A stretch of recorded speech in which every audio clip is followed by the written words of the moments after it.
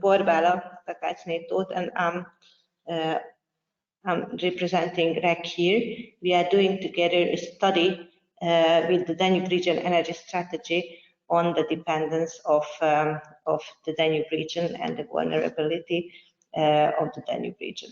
As you can see on the map on the right side, the Danube region strategy covers European and non-European, European Union and non-European Union countries as well. And the share of the gas used in this region is very similar to that of the EU.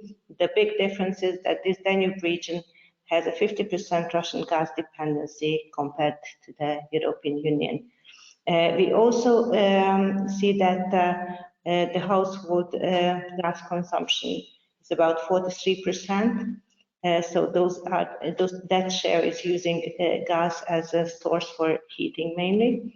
And and compared to the EU, the gas used in the power sector is a bit lower, because in the EU there is about 90% of gas-based power generation present, while in the Danube region it's lower. So before the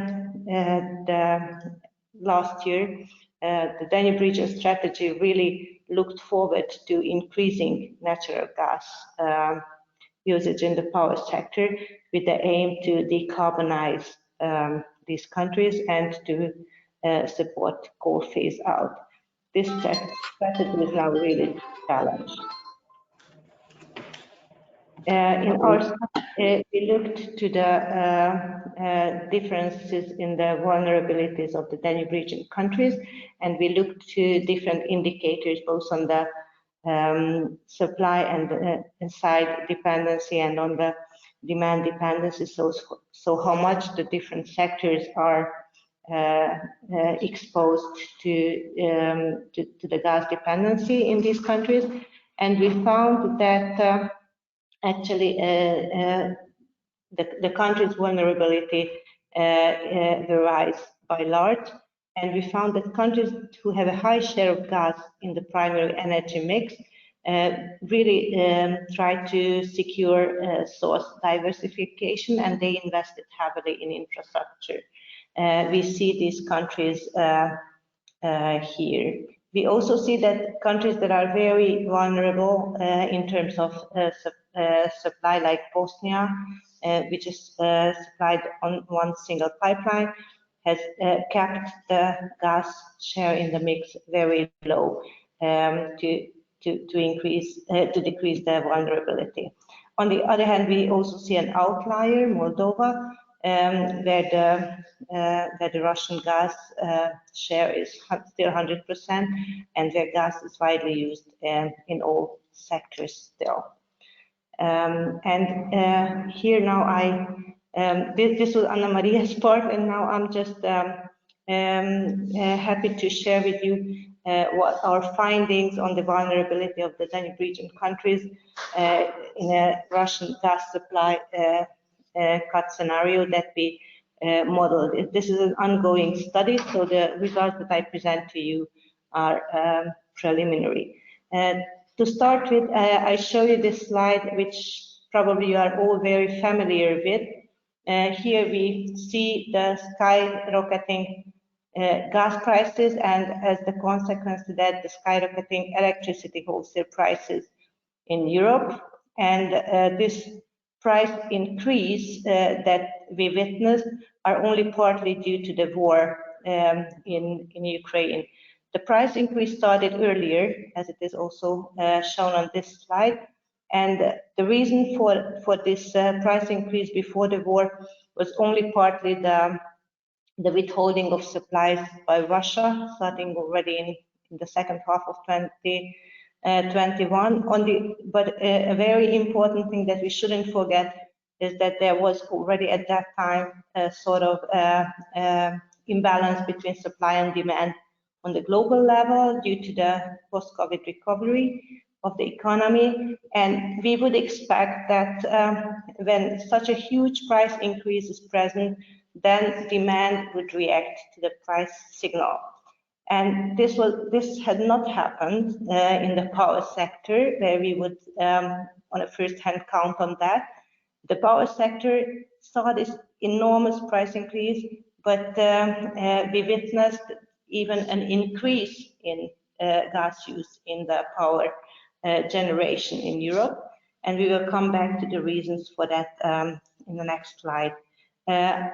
First, I'd like to draw your attention on the right-hand side to the year-on-year change of the household gas prices in Europe and in the Danube region countries. The Danube region countries are marked with red, and you can see that the magnitude of the price change varies enormously. There are countries with above 200% price increase, and other countries like Hungary even decrease in prices on this time horizon on the retail level. At the same time, when we saw this skyrocketing prices on the wholesale level, so there's a big change between supply and between how this price increase on the wholesale level is reflected on the retail level. And what we've seen is that in those countries where the price signal was present, we saw that the households started to react. They started to curtail their demand. And the good news is that even those countries that are, according to this chart, less reflective in their price signals, are changing these strategies. And for example, in Hungary, the government decided to keep the low prices only up to an average amount of gas use for households, and above that, everybody has to pay the market price. And this has changed the behavior from the household overnight. So everybody now is looking into the potential options, how they can reduce their gas savings. So all in all, what we know now is that in the first half of this year, the European gas demand decreased by 11%.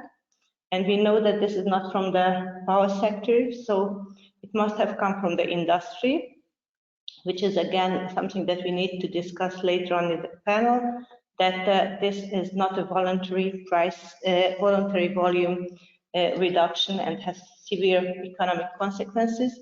But very importantly, a large portion of this demand reduction comes from the household sector, and there's still potential to have even more reduction when the other countries also get the price signal later on. Coming back to the power sector's demand reduction potential, here you see the results of our modeling on the potential savings for the power sector. Here on the first chart, on the first column, you see the fact figures for the European power production in the last year. And here you see the gray part, which is the gas-based power production. And this volume is above that of the previous year by 7%. So what can we expect from this? Can we save on that? So we ran two different scenarios. The first scenario was expecting that the French nuclear capacities that we badly missed and the hydro capacities are going back to their normal capacities, so we can use them to save gas. And in this case, you can watch the gray figures. The gas-based generation will decrease.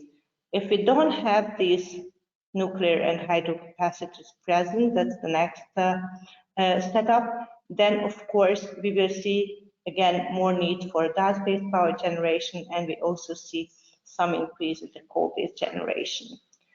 And this is for the next year. And on the long run, here you see the 2030 modeling figures.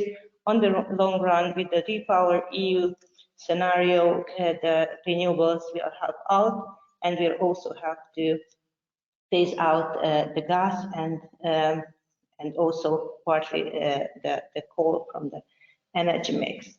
So on the long run, we are very good, and on the short run, we have to hope for having enough nuclear and having enough hydro in the mix to help us save some gas. And now finally I'd like to show you our gas modeling results. And here we wanted to somehow calibrate our modeling to the reality that we see now. And you, our dear audience, most probably well aware that the European storages are, according to plans, already filled up to about 80% of their capacities, which means that we have a lot of gas stored at very high price in our storages.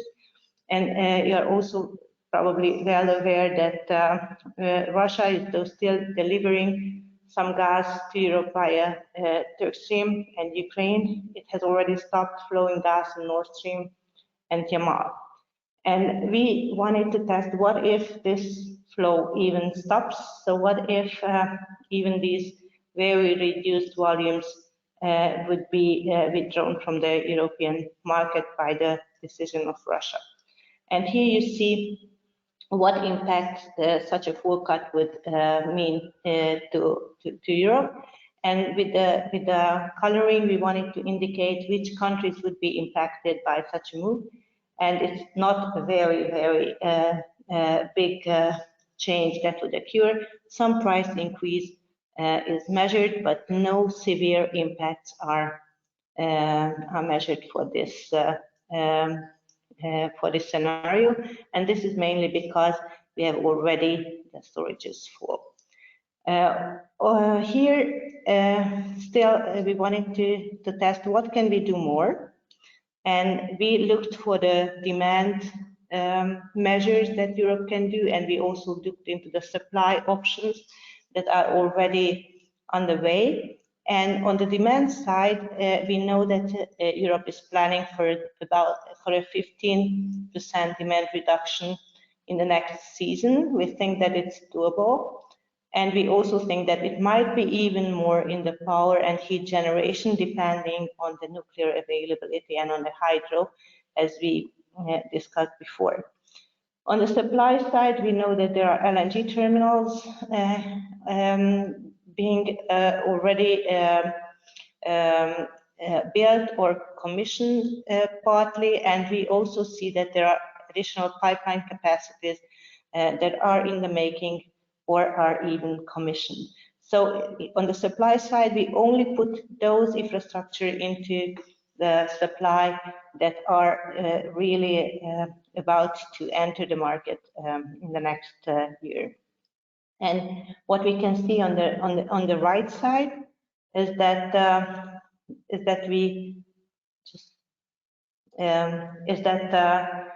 here you see with red the Russian volumes that are delivered. This is the fact 2021, and here you see that in different scenarios we have much more reduced Russian supply, and you see how the other sources like the LNG and Norwegian sources increased to somehow substitute the Russian gas. But we also see that in certain scenarios we need the demand reduction to get in balance. And here with the dotted line, you see the European gas bill that we pay altogether, the modeled gas bill. And would we consider the 2021 figure gas bill as 100%? Then compared to that, we can see what would it mean if Russia would turn off the taps completely. We are almost there. So we already, and according to our modeling, we are paying double, three times as much as we paid before for our gas. But if we would succeed in doing all the demand and supply side measures that we agreed on and we already partly did, then we can reduce this gas bill back to 50% of the original 2021 bill. This would happen, of course, with a lot of demand reduction need. So the message of this slide is that we cannot do it only by supply options. We need the demand reduction to get into a new balance where we pay reasonable prices for gas again, even if not that low as we paid in 2020, but at a reasonable level. And coming to the country level results, here you see again with the coloring indicating the price change due to the measures, that what would happen to the European prices if we compare to the full cut scenario, if the demand and supply options would be all implemented. And here you see that there's a huge change in Germany in prices, but also other countries experience price change, and the German price decrease is due to the increased LNG deliveries, while in other countries also the demand reduction is present. So with this, I'm coming to the conclusions, and I don't want to repeat everything, but we see that the Danube region is still more vulnerable to Russian supply cut than the EU as a whole, and we see that there is a potential in increasing the demand response by the household if prices signals are there. We see that the power sector gas savings depend on the French nuclear and the hydro coming back. And we also saw that the high storage stocks have to survive the coming winter. And our main message is that demand response combined with the alternative sources can compensate the full cut of Russian supplies, even in the Danube region. And for that, we need solidarity and to keep our gas market working so gas can flow to the places where it is most needed. So by that, I stop here and I give over the floor to Georg Zachmann, who will deliver his keynote on speech on the European response options. So Georg, the floor is yours. I stop sharing my screen.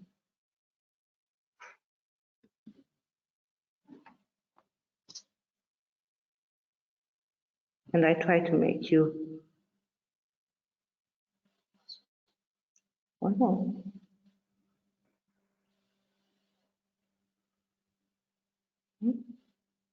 Yep.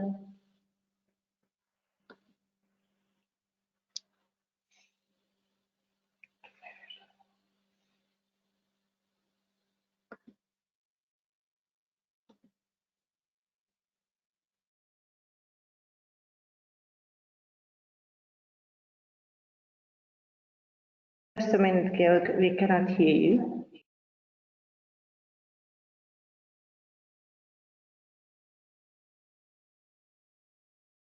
Okay, now I was unmuted. Now you should be able to hear me, right? Yes, now we do hear you, so the floor is yours. Thank you. Okay. Can you see my slides, or are you putting them up? If we can see now your slides, you just need to put them in presenter mode. Okay. Give me a second. It's a tool I rarely use, sorry. No, now it's perfect, so you can go on. So thank you very much, and thanks for inviting me and to discuss with you. Essentially, when we submitted the proposal, a few of us thought that discussing gas phase out in the region will be so fast as we have seen in the recent months and weeks. And actually, what we are now rather worried is that the phase out is going faster, and that it might, or that an unorderly phase out of gas in the region might essentially lead to increases in coal usage and other challenges. So it is very important to discuss how we manage the gas markets, and I think I can very strongly echo Borbála on her presentation. So our observation is when we think back to 2021, how dependent the region was on Russian gas. So you see that on the map here in the left, and then we see on the right the dependence on individual Russian pipelines and how they have been closed. So Yamal has been closed in spring, essentially cutting off of Poland from Russian supplies. Nord Stream has essentially been closed since summer, cutting off Czech Republic, Germany from Russian supplies. And the Ukraine gas transit system is currently at about a quarter of last year's values, and that has strong implications for the supplies of Slovakia, Austria, Hungary. Of course, that is a very static picture of the volumes that those countries received in 2021. And what actually happened, maybe I jump one slide further, is that European gas markets were extremely versatile in readjusting the gas flows in order to so the green lines are essentially increases in gas flows, and the red lines are decreases in gas flows. And what you very clearly see is how much of a readjustment happened between the first half of 2021 and the first half of 2022. So all the geography of European gas flows has been within 1 year completely put upside down. Now, how did it happen? Well, most importantly, Europe, and you see that on the right-hand graph, got a lot of LNG. If you compare the weeks that we had until now with those of the average in those weeks in the years before, we got about 1.6 BCM per week. That would be an annualized 85 billion cubic meters of additional LNG into Europe. While at the same time the Russian flows decreased by a similar amount. Now the challenge is that this gas has been very, very expensive because we essentially bought up maybe some 60% of the free LNG volumes on the global market. Yeah, we have essentially buying almost every more than every second cargo that was somehow available to respond to price signals.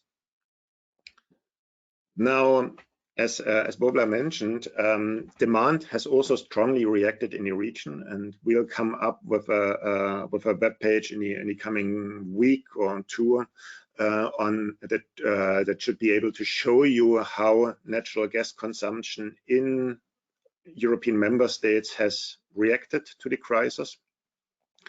We try to narrow it down to 3 sectors if we can get the data. Unfortunately, gas demand data is not great.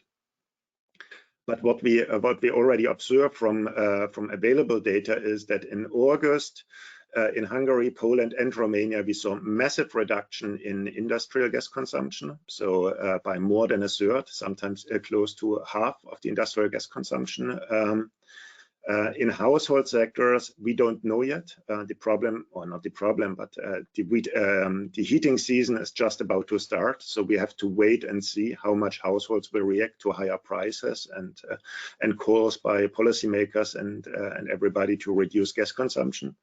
I would hope that we will see a significant gas demand reduction, but as households are strongly shielded from too high gas price increases in many member states, we do not know yet.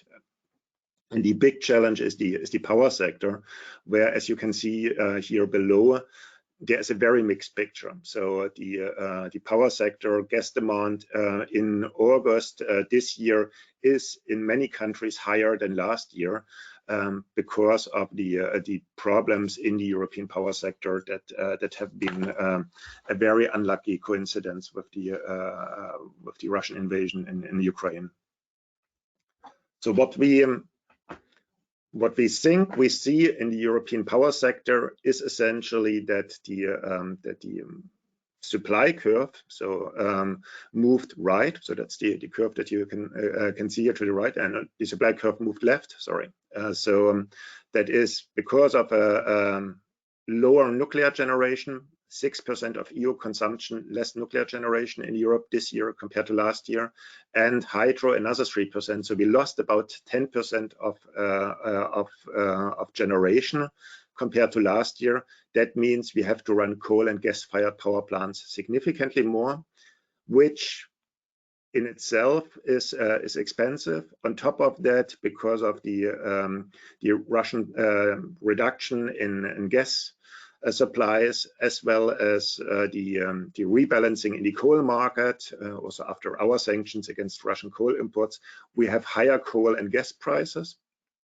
And on top of that, we might also speculate that to some degree the demand curve actually moved towards the right, because after COVID there was some recovery in the cards. So there was an intention to consume more electricity, but because of the the prices had to increase very, very high in order to prevent this demand increase from happening.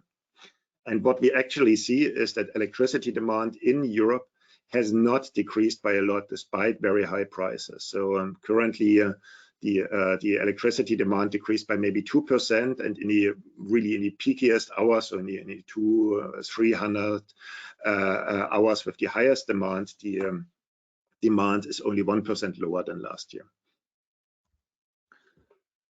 Now the somewhat good news from the past weeks is that prices have normalized a bit, which means that instead of being 10 times higher than last year, they are now about 5 times higher than last year, both for electricity and natural gas. Now the question is that already a good sign? Can we relax, or is that only a period to take a breath, or are we essentially even at these high prices in deep trouble? And I would argue that prices, if they continue to gradually trickle down to the retail level, even this level that we have currently will have drastic social and fiscal consequences. We might even question the stability of some of the energy companies with these high price swings. So it is a market that is still very much in an extremely tight situation. Now, to solve this problem, and I think here I would like to come a bit to the current policy discussions that we are having in Brussels at the moment. Different price mechanisms have been, or different interventions into the price mechanism have been proposed, and the idea of these interventions is very often that the current prices are neither politically and socially acceptable, nor do they protect the network of energy and financial institutions that we are having. So therefore we need to bring down prices, and therefore we need to intervene in the price mechanism. The problem with interventions in the price mechanism are that if they are ill-designed, they have a lot of negative, can have a lot of negative side effects. So they can drive up demand if we push prices too low to exceed supply. They might reduce supply and imports. They might mute the signals for cross-border exchange, which are very important for certain member states. They might mute the signals for intertemporal optimization, which means that if the price is kept at a certain level, it does not make sense to put gas in storage now to use it later, because the price in the future is the same as today. It might mute long-term investment signals. So if we take money away from companies in a too unjustified way, then companies in the future will demand higher capital cost in order to get them to invest. And energy markets are having billions of contracts every year. I think 2 billion contracts are registered between in electricity and gas trading. And if we ignore the complexity of this network of legacy contracts, there might be trouble. And finally, some of the price interventions that we see are benefiting one country, other interventions benefit another country. So it's quite challenging to find a mechanism that improves the situation for everyone. Now, the challenge is we need to do something, and the most logical answer from an economist would be you should increase supply, or you should reduce demand in the as much as you can. But why are member states not doing that? And here, I would argue there are three dilemmas in the European internal market, and it's essentially dilemmas of the internal market. So the benefit of bringing in additional supplies or reducing demand is diluted in the common market. So if you kind of start producing more natural gas in the Netherlands and bring it to the market, then the prices for your consumers will not fall by a lot, but you will have all the trouble with the earthquakes in your region. The same as the cost will be very national, as I said. Now, the second problem that we see is it's very easy for governments to think about subsidizing energy consumption, because that helps getting elected, and that also helps your consumers to essentially be able to outbid foreign consumers to get the energy. The problem is, if everybody does it, we are still having the same amount of energy, only the prices are getting much higher. And then finally, there's some time inconsistency problem. If we want to do something about supplies very quickly, it is quite expensive. If you deploy a lot of renewables in a few weeks or months, then you have to pay very, very high prices to get it done quickly. So the challenge is you might never get back the investment cost, especially as if you invest a lot, then the prices in the future will be lower, so you reduce essentially your future cash flows. So therefore, there are a few dilemmas that only policymakers can help companies and individual actors to overcome. And in terms of subsidies, just one example from our website, you see that the amount of subsidies that is being paid out currently by member states is quite often reaching 1 to 3% of GDP, and this is only growing. So what we propose is to argue that heads of state and government should, like essentially central bank, provide some guidance to the market by indicating a certain price level that they would like to see, and that they then underpin corresponding commitment by nationally unlocking supplies. For example, agreeing on joint purchasing of gas, but also bringing back, for example, German nuclear power, and committing to reduce demand. So potentially a moratorium on gas consumption subsidies or electricity consumption subsidies. And then, if they do all that, they will be able to achieve the significantly lower electricity and gas prices, while the markets keep properly functioning and reduce the import cost. So that would be the proposal that we have put as a grand bargain out in the past weeks, and I'm looking forward to the discussion on the panel. Thank you very much. Thank you very much, Georg, and this is fantastic, and all the work and transparency that Bruegel Institute has put into this situation that we have now is just remarkable. So we are very grateful for that as well, and please keep on doing so. With that, two introductions. Now I would like to turn to our audience as well. And we are very much interested in your views on basically three issues. We thought that we would ask you three questions. So I'd like to ask my colleagues to put our four questions on the screen. The first one is pretty simple.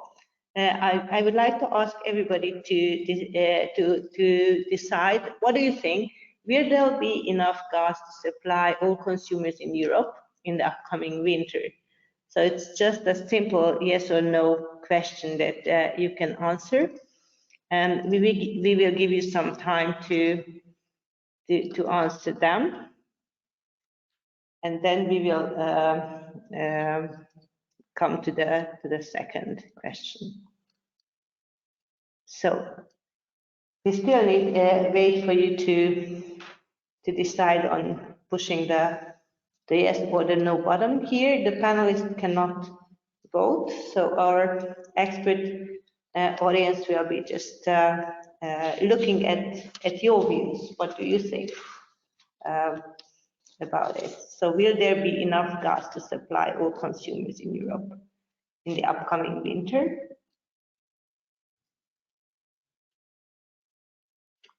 So we have already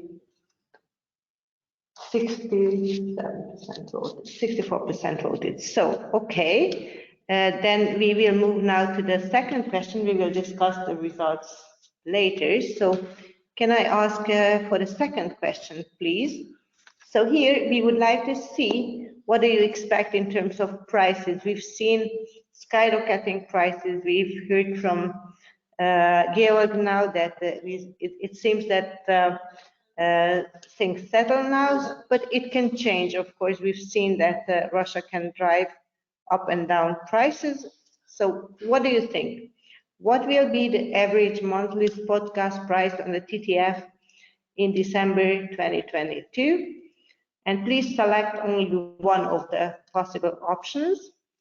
You can say that it goes back to under 100 euro per megawatt hour, or you can say that it's between 100 and 200, 200 to 300, 300, 400, or you can even opt for over 400 euro per megawatt hour in December on TTF. So let's see what you think.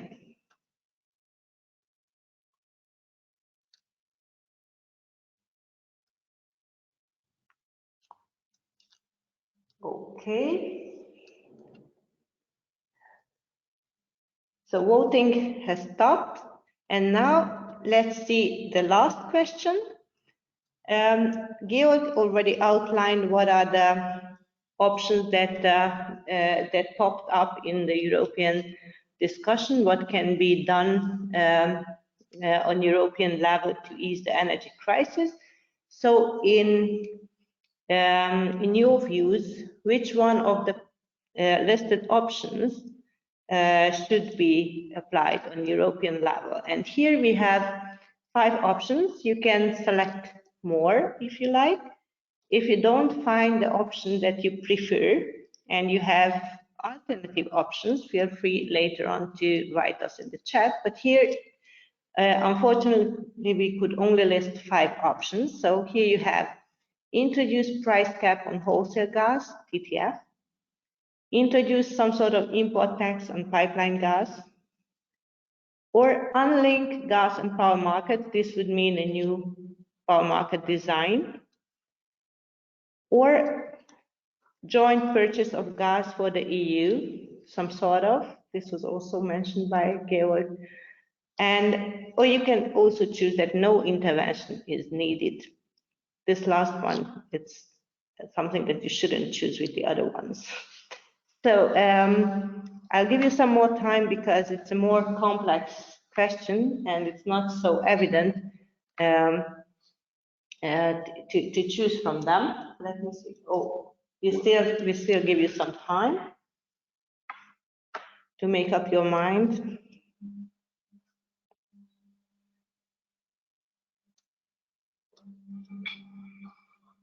And in the meantime, I really encourage everybody to use later on also the chat function to ask questions to the keynotes that we had and also to the upcoming panel. So now I think yes, we have nice voting results. Before we jump into the panel, we will take a look at these results. So first, let's come back to the first question. Will there be enough gas to supply the consumers in Europe? Well, it seems that it's like usually elections in Europe, very tight. So we have almost 50-50, and we have now over 100 people in this conference. So yeah, 50%, 51% think that there will be not enough gas to supply our consumers, and 49% will say yes. I think we have to come back to that in the panel. That it's very, we are on the edge. Very interesting. Let's see now the second question. What are the expectations in terms of gas prices? So here, wonderful results. Most of us, or most of you, think that it's going to be in the range of 200-300 euros by December, and it seems that more people are pessimistic, so think that it might be even higher. But yeah, it's a small minority who thinks that it could jump even above 400 euros. And we see very few optimists who hope to have it under 100 euros. And we only see 18% in the range of 100 to 100 euros, which Georg indicated as something that the EU might signal to the outside suppliers. Very interesting result. Thank you very much for that again. And let's come to the third poll question. So what should the EU do? The EU should definitely go for the joint purchase of gas, as I see, should start to think heavily on unlinking the gas and power markets, should introduce a price cap on wholesale gas, and should be very cautious with introducing any kind of import tax on pipeline gas.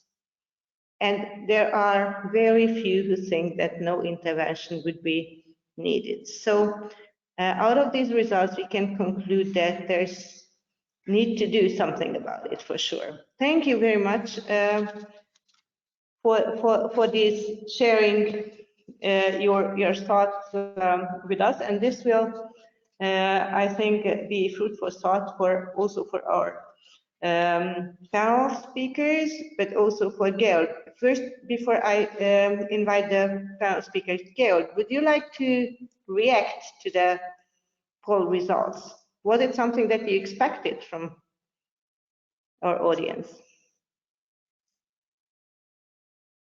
I think it will be exciting times to see now how the price mechanism discussions are going to go in Brussels, and we have it still seems very open also in Brussels, the discussion whether we are going to capture rents or whether there's some initiative to really play into the wholesale markets. By the end of the month, when the energy ministers meet, we should know more. So let's see who was right on the polling. And what's your view on the first question? So on the supply security, how do you think? Would you, with your vote, support the yes or the no? Well, I mean, in the end of the day, the supply and demand purely physically will have to meet each other. The question is at which price, and who will would have wanted to get gas, but is either not able to afford it or is being curtailed. Now, what we see in terms of demand reduction already now, based on price signals, is in a sense encouraging, so that there might not be a need for any curtailment.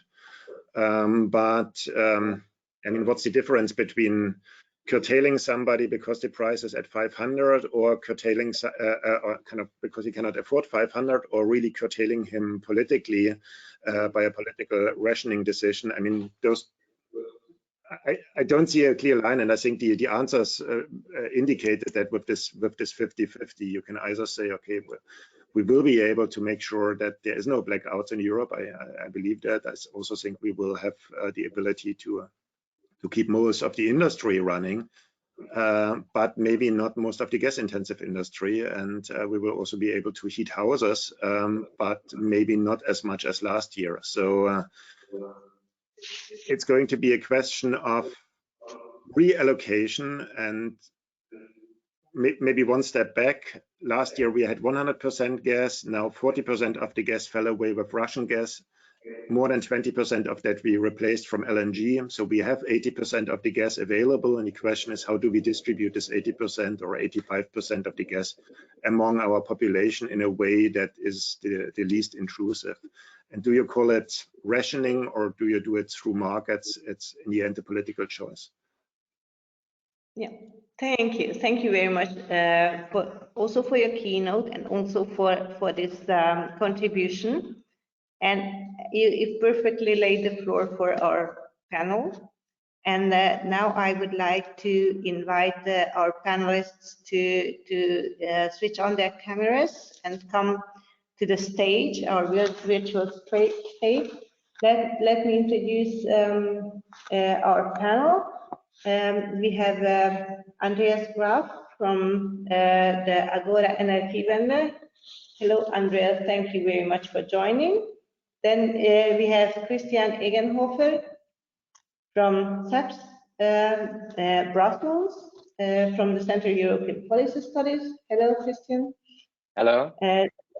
Yeah, and we have Robert Krapanic, who joined us from Daikin, Croatia. Welcome. Hello. And we have Dr. Tamás Megyes, who is the Chief Operation Officer at the Szeged district heating. Szeged is a bigger city of Hungary, who is going to, thank you very much, Tamás, for joining, who is going to give us his insights on their case studies. So thank you very much for joining this discussion. And as Georg outlined, it's a distributional thing, how we gonna deal with our gas that we have available, and this very much impacts the heating season and the heat sector, and we are very interested in the insights of first Andreas from Agora Energiewende. We all know that you've been already busy in publishing in this field last year, and we know that you are now having an ongoing research on how to phase out natural gas from the different sectors. What are the potentials? Where can we save most? So please give us your insights on the heating sector. Gas reduction potential, especially in our region. Thank you. Yes, thank you very much for this invitation. I'll really try to stick to the time, which is quite short for this panel. So this is going to be a quick ride. Buckle up. So just to start with a brief overview. I mean, what are we talking about? Who's consuming what, etc. So first, Germany dominates this region with regards to natural gas consumption in the building sector. In absolute terms, it represents more than 60% of the total. So I think that's important to keep in mind, and it's followed by quite some margin by countries like Poland, Hungary, Romania, Czech Republic, also, somewhat larger economies in the EU, but Germany is really the dominant consumer. Secondly, some countries really have a relatively higher reliance on natural gas in the building sector. This includes Hungary in first instance, but also Germany, Slovakia, Romania, and to some extent Czechia. So there are some economies that are, let's say, have a higher share of demand in this specific sector. Third, with regards to district heating, some countries really have their district heating systems dominated by natural gas. This includes Romania, Hungary, and Croatia, which all have supplied by natural gas higher than 70%, and Bulgaria, where it's roughly 60%, so really high shares in these transformation sectors. And finally, I think it's important to underline what Borbála already mentioned earlier, which is that even in the case of countries like Poland, Slovenia, Croatia, where one could argue that the dependence on natural gas is lower in these sectors, the natural gas lobby has been very strong over the last years and has really been pushing for natural gas as a bridge fuel. So this is also as much about changing course in cases where countries were actually shifting towards more dependence over time. So what can we do in the short term? I like to categorize it in 4 groups. First is stop making the problem worse. The second is reducing gas consumption where existing gas heating technologies are deployed and we can't get rid of them quickly. Third, use renewable heating technologies to replace and displace gas heating. And finally, use fossil heating technologies to replace and displace heating. So quickly, how are we doing? And I mean, this is going to be a very short overview, but nonetheless, hopefully it's informative. So first, stop making the problem worse. There is some darkness here still. So as I mentioned earlier, Germany is the largest absolute consumer. And last year, Germany still installed 650,000 new natural gas boilers. A number that actually increased from the year before. And if you look at the first half of this year, Germany installed 299,000, so roughly half of the previous year's deployment. So we're still seeing the problem getting worse in the sense that we are installing new gas boilers when that should really be something, a thing of the past. I mean, we cannot expect this to happen overnight, but it's still not quite at the levels where we should really be seeing it today. Also, gas prices, as mentioned by Georg and others earlier, are being subsidized today. So I think we can say it as strongly as that. Gas is being subsidized through the price interventions that are currently ongoing to support households and industry. But there is also some light. So what we're seeing is that subsidies for natural gas boilers are slowly being phased out with announcements in Germany, Czech Republic, and Slovakia, for example. Germany has introduced a 65% renewable heating requirement for heating appliances in new buildings from next year, and in all existing buildings from 2024. They're developing this still, so it's not on the books quite yet, and we don't know exactly how it will look like and with what exceptions, but this is a major step forward and something that goes ahead of any other country in the EU, with the exception of those who have really largely decarbonized in the Nordic countries so far. The European Commission has announced that it's planning to do similar things with phasing out natural standalone gas boilers via eco-design rules from 2029 at the latest. Again, something that still has to be proposed and put on the books, but an important signal to the market that natural gas boilers are on their way out. So there's a lot more that could still be done, but there is also some improvement. So secondly, reducing gas consumption in existing gas heating technology. So there's been a lot of talk about saving gas by reducing room temperatures by 1 to 2 degrees. The IEA has highlighted this. I think many governments and energy savings institutes have been highlighting the potential of reducing gas consumption. There are other measures that can also be equally or even more effective. So adjusting and setting ventilation unit settings, targeting the heating in specific rooms and shutting off heating in hallways and unoccupied rooms, using smart thermostats to use technology to do that for us essentially and manage our heating consumption in an easier way. But so far, not so much has been happening. It's on the one hand, government announcements have been made. So numerous governments have now put in place measures to start having public buildings managed in a more effective way and set heating requirements in that case that would reduce the room temperatures or air conditioning temperatures over the summer.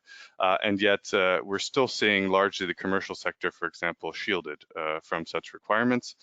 There's some improvements Germany has introduced some requirements that will be legal from 1st of October of this year that will, for example, require commercial buildings to turn off lighting for marketing purposes, keep doors closed in stores over the winter, and actually mandate that efficiency measures that are found in energy audits are done.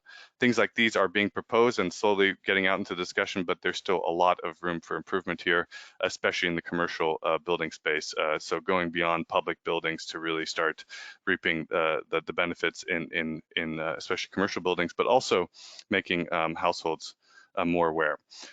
Second, with regards to optimization, there's potential in optimizing gas-based heating systems. That means reducing, for example, the flow temperature and the set temperature of gas boilers. So simply gas boilers that are currently operating are often just set in an inefficient way, which means we're wasting energy. Anyone who has, domestic hot water provided by gas knows that sometimes, gas will just, the heating will take, the boiler will be going on and off at crazy times for no reason. The water will be slow to flow, and so you're flowing water for minutes to get any hot water. All these things can be improved and should be improved. And there are numerous technical and setting measures that can be adjusted here.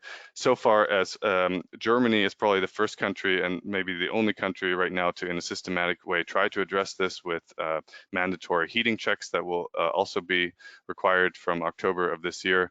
This is something that hopefully will also be discussed more widely in the region in the coming months, but it's a slow going process. And finally, there's this classic energy efficiency improvements, weatherizing your doors, windows, insulating roofs, walls, and basements.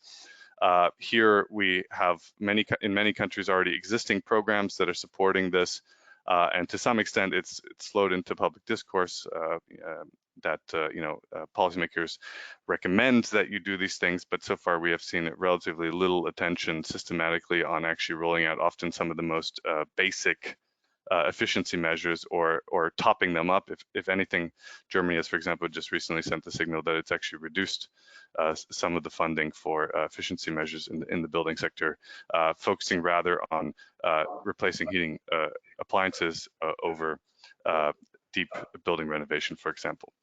And finally, we can, of course, deploy renewable and fossil heating technologies. And so here, I think there are some of the most, let's say, most light in the darkness, with heat pumps really being a very successful technology over the last months. And we'll have someone on the panel talk about this later on, but we've seen massive increases in deployment in, for example, Poland, where the numbers are estimated to probably double over this year compared to last year, to some 180,000 heat pumps deployed. Czech Republic is also, from what I'm hearing, probably going to see a doubling of the sales this year. Germany has, in the first half of this year, seen a quarter uptick, but also massive interest that should see probably 50% or more increase by the end of this year. And we're seeing major announcements by heat pump manufacturers with major investments in Poland, Czech Republic, Germany, that also should scale those supply chains over the coming years to the point where by 2024, 2025, supply chains with regards to manufacturing should not be a bottleneck at all. This being said, there's a lot of work still to be done to upskill heating installers. I'm sure someone on this panel will speak about that. And biomass, just to add this, is also seeing a lot of increase, and this is also facing some challenges with regards to biomass availability, with regards to and putting stress on the ability for our forest managers to actually deliver this wood. And perhaps the best sign of this has been that several countries in this region have had to place export bans on wood pellet exports over the last months, simply because they're actually afraid that the wood pellets in their region will no longer be able to supply domestic demand, and it's flowing out of the countries like crazy. So we are seeing a significant interest in use of biomass for heating, and that, I think, raises a lot of new questions. And very finally, switching to fossil heating technologies, of course, we are, those homes that already have coal stoves, that already have oil boilers, are probably deferring a replacement if it's difficult to replace with a heat pump or with a clean heating technology this year. Maybe they've chosen to actually replace their oil boiler with an oil boiler again. We've actually seen sales increase again in Germany, for example. So there are some, let's say, worrying trends here, especially from an emissions standpoint. On the other hand, it's also serving as an important, let's say, measure to reduce the impact on consumers right now. District heating networks, for example, that have coal plants are making sure to run those at maximum. Those with natural gas plants that are able to use heating oil as well are procuring large amounts of heating oil and ensuring that they don't have to pass on natural gas prices to their customers. So on the one hand, very worrying trend, and on the other hand, I think we are seeing where it's technologically feasible, those customers really maximize the use of the existing fossil fuel infrastructure. All of these together should have a major impact. So, I mean, I think it's still a best guess as to, in the end, by the end of this heating season, how much impact it has had, but we're seeing with all of these measures some progress, a lot of room for improvement, and hopefully in the next years we'll also be able to address some of the, let's say, more long-term structural investment issues and regulatory measures that we will also need to tackle to reduce all of that natural gas consumption in the heating sector over the coming decade. Thank you, Andreas. Actually, we will see also on Bruegel webpage how the demand will evolve. And there are many things that go on, we heard, and many things that people do, but we don't know exactly how this will look like at the end. What we know and see is maybe that Borbála can tell us how much has been in fact invested into heat pump. If you can confirm what we heard from Andreas and we read from news that people are looking for this technology as a short-term thing that they can jump on already to have to reduce their dependence on fossil fuel. And my question would be if you see any difference between Eastern and Western countries in this regard. So please, Javier, tell us. Thank you. Yeah, Andreas gave quite an excellent introduction to the heat pump business or to the heat pump uptake.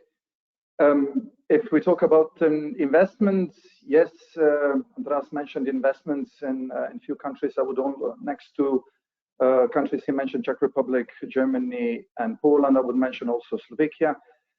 So there are substantial investments in enlarging heat pump productions.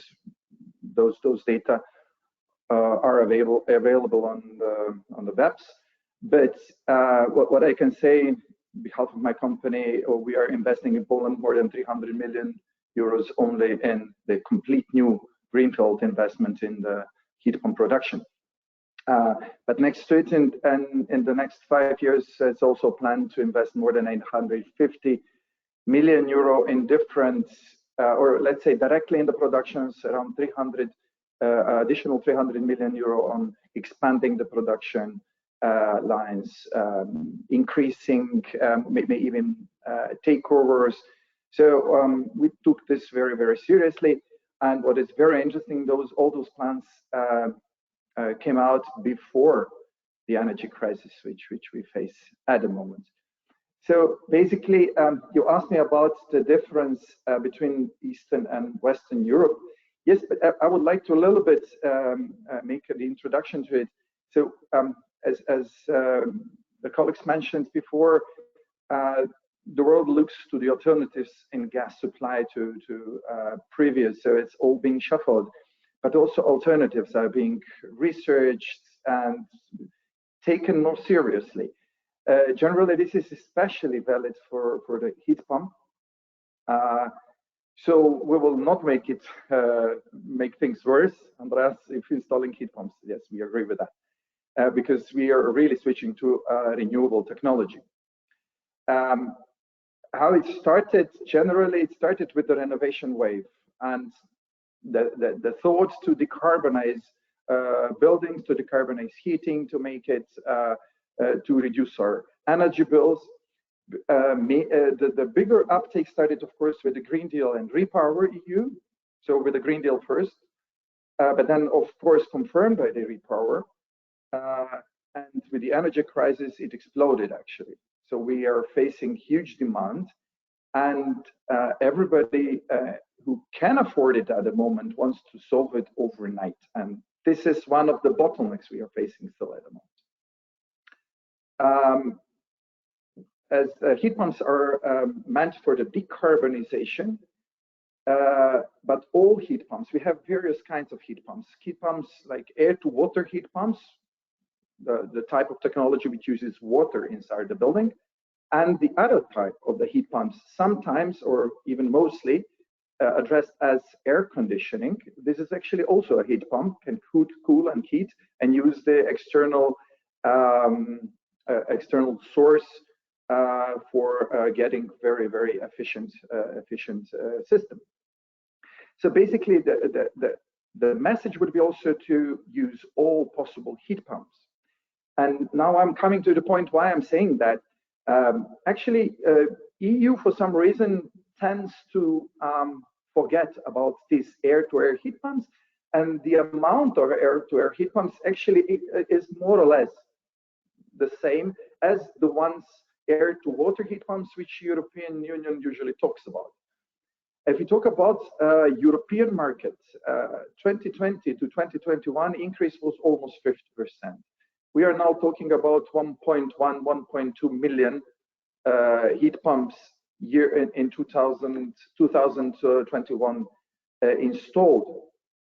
If we take a conservative estimation, I'm really talking conservative estimation of Central and Eastern Europe, we talk about the increase to from 2020, where we talk about 70,000 units maybe. I'm talking now only about air-to-water heat pumps. So we have 1.2 million in Europe, and we are talking about in Central and Eastern Europe, we talk about, let's say 70 to 90,000, 2021, 90,000 on our markets. So, but the growth which is planned is actually in Central and Eastern Europe will be much, much bigger, because the penetration is not that high. So it's estimated to 2025 to grow 3 times and 4 times to 2027. More about the numbers. Overall number in 2021, which is to be still confirmed, of heat pumps is around 2.5 million, but it includes all the heat pumps. Repower Europe is saying that we should reach in next 5 years 10 million heat pumps installed. So for the next 5-year period, aiming for 30 million heat pumps installed by 2030. So actually we talk about 3.5 million heat pumps from the next year onwards. And coming back to just one very interesting point, that the European Union still talks only about air-to-water heat pumps. And there, maybe with Andreas, I could not agree, if this is the case, that the production-wise, this will not be possible this is not possible to be solved. So, but if we include all the heat pumps, as most of the producers do, then I would be much more optimistic, of course, to reach the figures which are planned. So, without all of those, let's say, inclusive thinking, the figures which we plan to do will not be possible. But also, we are discussing about the alternatives for gas. It's, and I'm pretty disappointed. The same is in Croatia, the same in Central European region, which I'm quite involved into. We still face a lot of new installed single boilers, so single gas boilers in private apartments, which is crazy, having in mind the situation with decarbonization. Because decarbonization, the targets which we want to set, which we set in front of us, are very ambitious, extremely ambitious. And with this kind of drops in the way of fossil heating, especially fossil heating, I'm not sure whether we are aware that those targets are almost not achievable from today's point of view. So we have to also change in our minds. Very positive, I have to say, is the turn in Central and Eastern Europe. And heat pumps, if I come back, the first heat pump in Croatia was sold in 2006, air-to-water heat pump by REKK. And from that time, in the period of 5-6 years, the market was so symbolical that we talk about maybe 100 units. Today we can talk about 1,000 units, and this is being increased, and the subsidies which coming from governments are, well, maybe not targeted the best, but increasing and improving the situation with heat pump installation. So yeah, as one very nice example of including air-to-air heat pumps, which means air conditioners, is actually Hungary. And as far as I'm concerned, or as far as I'm aware, this is the only situation where the situation in Hungary is with the gas convectors, where we we see that there is around 3 million pieces active still in Hungary. So 3 million pieces of gas convectors. This is a room, one room heater on gas. And 80% of this is outdated. And what is very, very interesting and very, very good initiative done by Heat Pump Association Máthos in Hungary, where our colleague Gabriela Sala is very active, and the ministry, used to be the Ministry of Innovation and Technology. They started organized replacement of gas convectors by air-to-air heat pumps, which is affordable in one way. On the other hand, it's saving huge saving of energy bills, and thirdly, it's increasing drastically safety of the users, of the people in houses. So yeah, a little bit went around with the heat pumps, but the main message is we are using all heat pumps, and this is the inclusivity which I'm really appealing to. Otherwise, we will not be really achieving the figures and the we set in front. Thank you, Fabian. We are a little bit over time, so I'll ask everybody to keep it a little bit shorter than we planned before. Now I would like to give the floor shortly to Tamás Megyes to brief us a little bit on alternatives to heat pumps. Maybe not on the short term, because we know that district heating systems are not that easy to change from one day to the other, but maybe if you can tell us a decarbonized long-term alternative to gas heating. Absolutely. Thank you, Borbála. Thanks for having me on this panel. I would like to refer back to the poll and to these two questions. We don't know if we'll have gas, and we don't know at what price we'll have gas. And this is two questions that actually we never really knew the answers to. And but one thing we did know is that burning gas is bad for the environment, and basically that's where we came from. That's where the district heating company of Szeged comes from. What I'm going to do now is just paint a picture of our own example and maybe draw a parallel between us and what others can do. Now, mind you, this is not a swift solution, but it may be a final solution to many. Our district heating company, this is called CEPS, that's the acronym, District Heating Company of Szeged. We supply heat and domestic hot water to around 27,000 apartments and around 400 non-residential end users. This is in a city of 160,000 inhabitants in the south of Hungary, near the Romanian-Serbian border. Since 2018, we have carried out what is the largest geothermal district heating overhaul in Europe. There are bigger geothermal district heating systems, especially in Iceland. But in terms of switching a gas-based system to geothermal, it is my understanding that this is the largest one.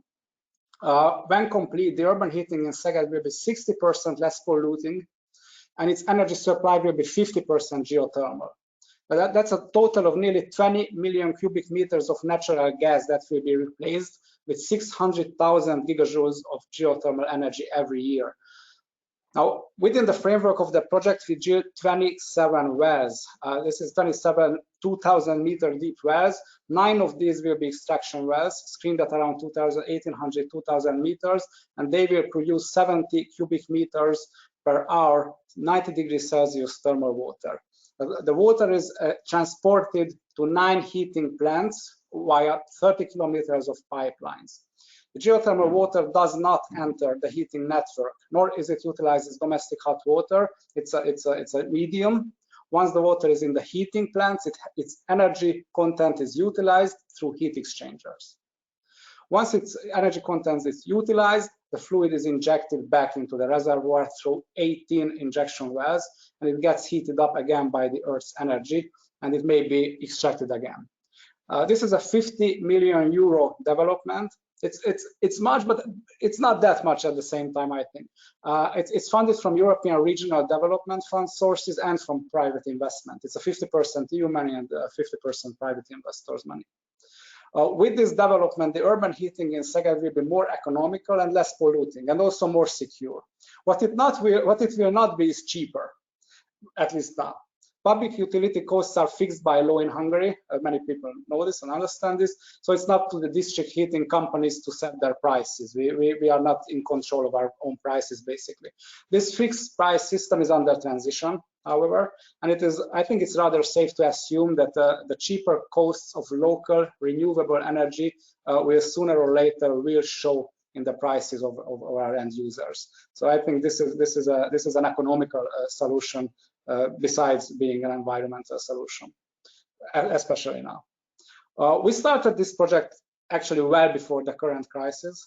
The owner of our company, the City Hall, gave us green lights in 2017. And since then, we have come from submitting proposals and carrying out feasibility studies and environmental analysis to actually heating with geothermal in a course of 5 years. Once again, it's not a short-term project, but it's not too long either. The project will be up and running by the end of next year, so by autumn 2023. But right now, we already hit 17,000 end users with geothermal when we switch on the system in a week or so, depending on the weather.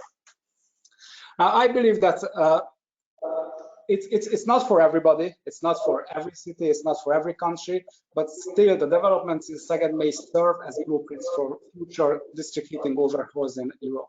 And rightly so. I mean, switching medium-sized cities to geothermal is the way to go if the hydrogeological setting is okay, and if you already have a district heating system, this is definitely something to consider. Still, there are a few obstacles, and I'm not going to be silent about this. Geothermal projects are expensive. There's no two ways around that. However, the full cost of a fossil fuel-based project, those are paid for later by the environment, by next generations to come, as we see it now all too well. Geothermal projects are paid upfront by whoever implements them. So this may be an obstacle to many, but sometimes it is just the right choice to settle the bill right now.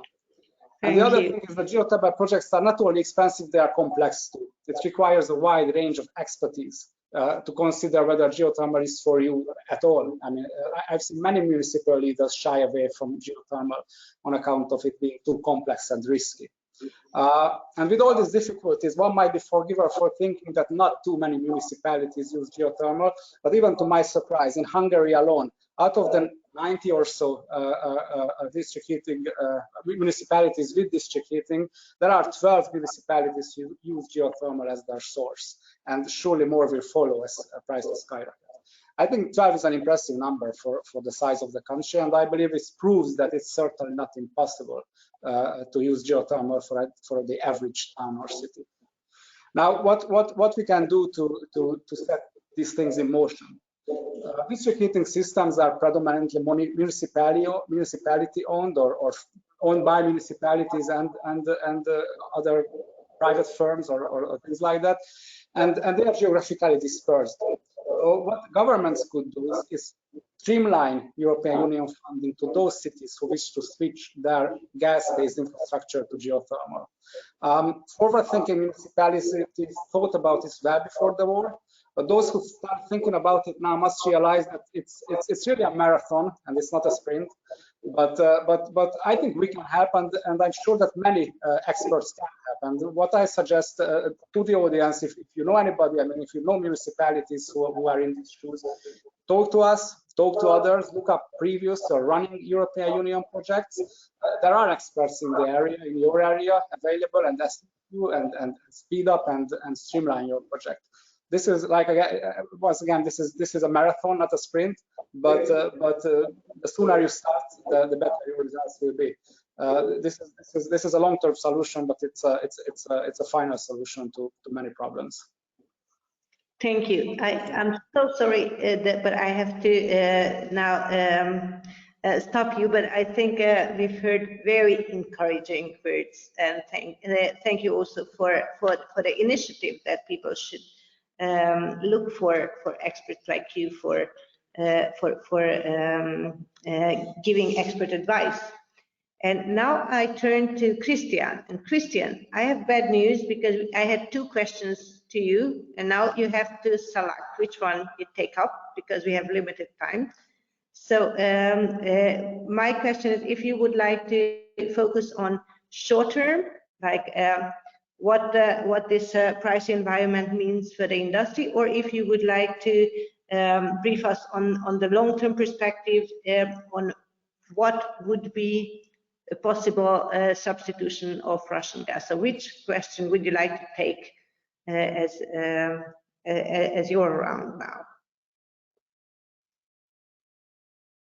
Please use your microphone. Unmute yourself. Yeah, I just was saying, now it works. I just was saying you want a positive ending, or rather a little bit a cautious one. Now let me, how much time do I have, by the way?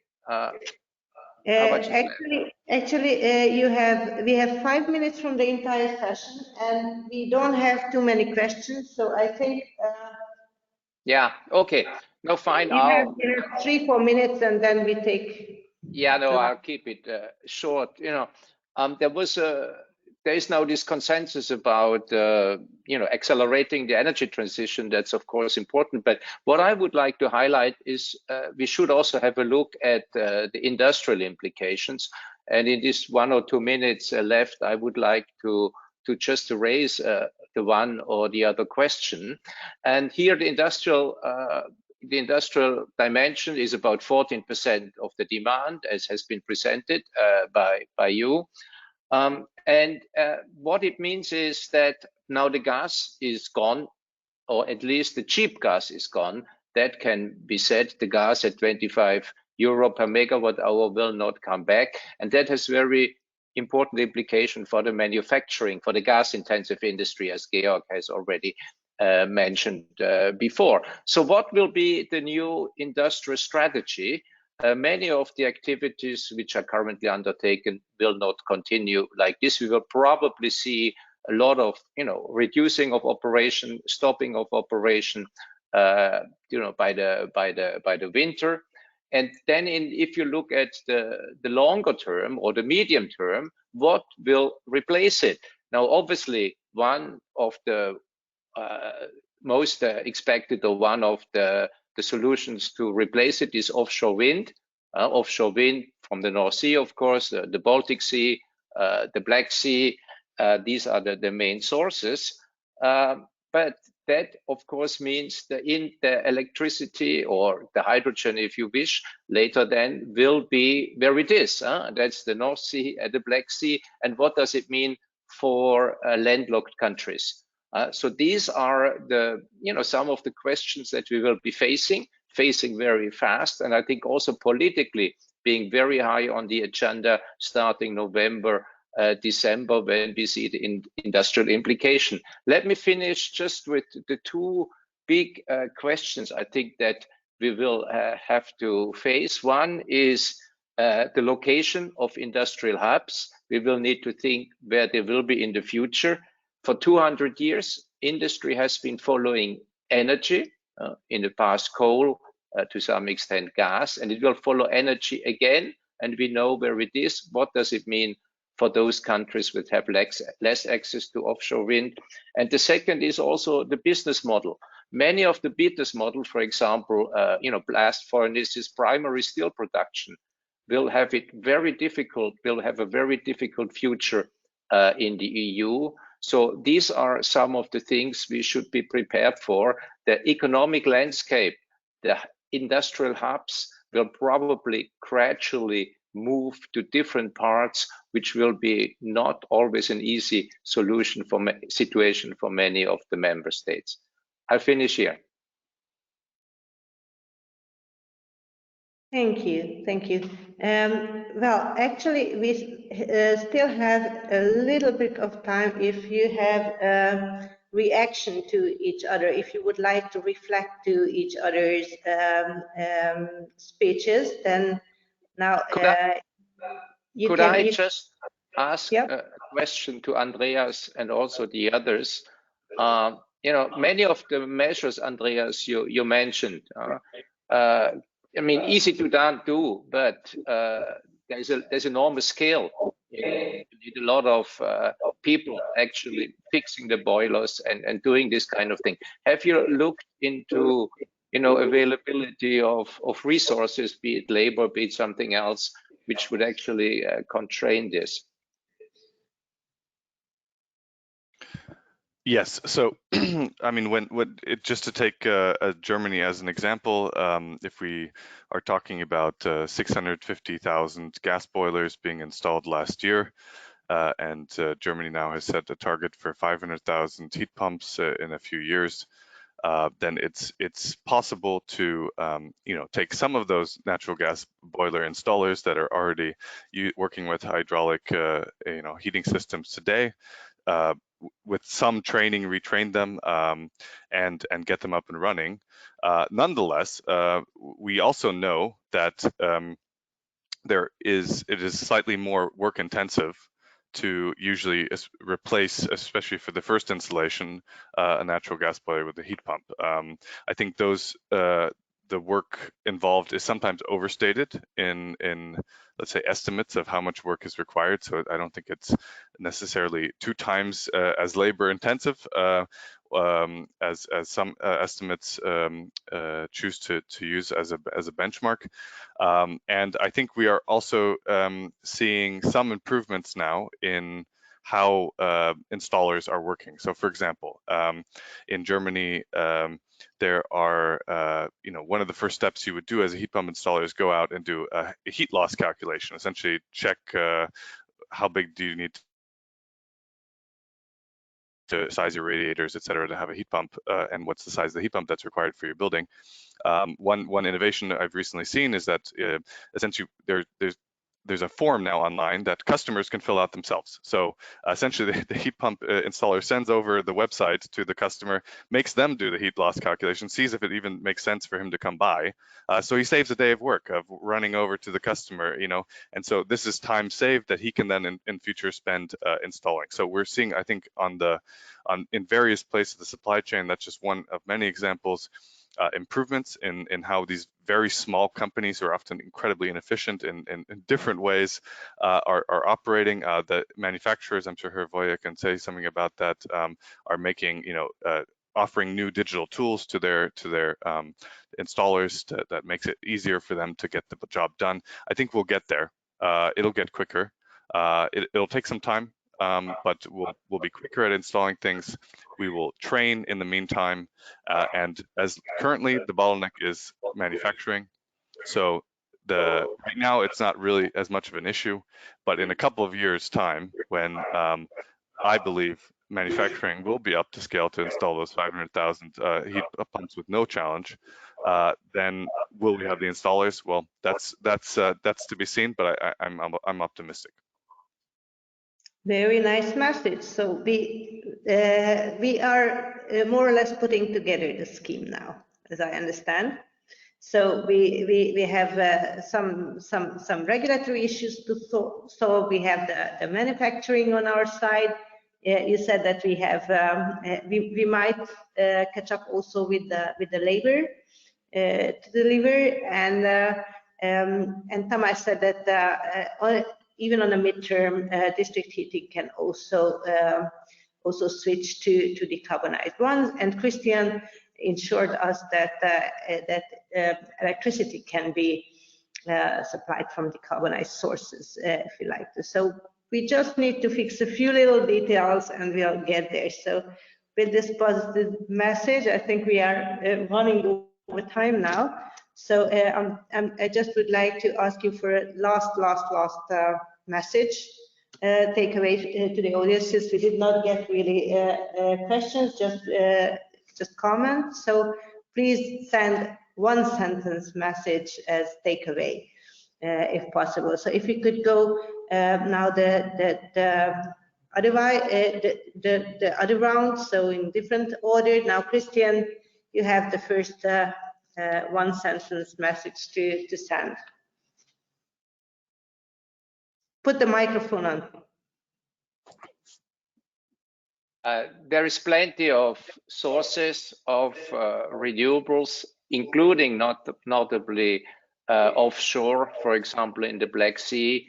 Government should now be very seriously looking into this and advancing. Thank you. Okay, then now Tamás. Well, I would say that high prices are bad, but they also make the economics of an environmentally friendly project better, and that's something to consider for all of us. Thank you. Chloe. So the whole stock of all installed heat pumps in EU at the moment, we talk about maybe 17 million of them, and we are strongly going forward, and we should not be afraid of investment, because the overall benefit which comes is really good and great. So let's go on. Yeah, Andreas, please. Yeah, so I think we sometimes understate how much progress we've already made and some of the positive developments we're seeing. I think Georg highlighted how gas markets have reacted to energy prices, and I think we can continue to see markets work if we let price signals work to some extent, and then really learn and improve over time. And some of the policies are now slowly in place. Let's roll them out throughout Europe. Thank you very much by that. Now I give you a virtual applause to everybody. Thank you very much for coming and for sharing these thoughts and being so positive at the end. So thank you very much.